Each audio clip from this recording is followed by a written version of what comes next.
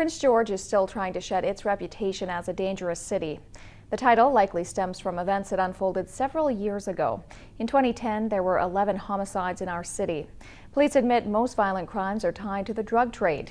A team of plainclothes officers is dedicated to making life difficult for people in that scene. It's called the Drug Enforcement Section. Surprising to them just how surprised people are when they get arrested by the drug enforcement team and how they don't expect that to happen.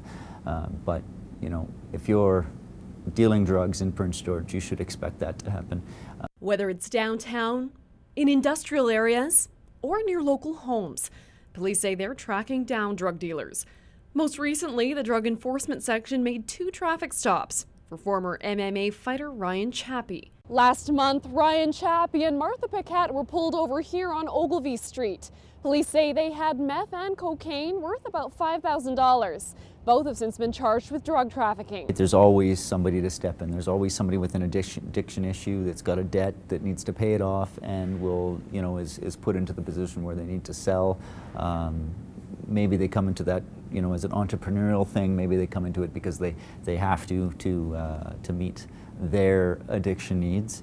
The market, oil patch workers. Young males mainly with lots of money and not an awful lot to do. So a lot of the drugs are shipped through places like Prince George and into those markets.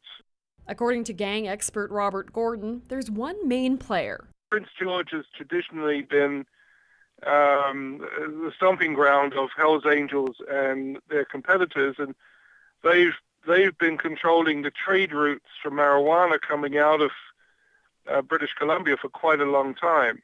Because profits are so high, people filled the demand. A year with a lot of gang activity and a lot of homicides a few years back, and since then we've been on the steady decline and kept things pretty much under wraps.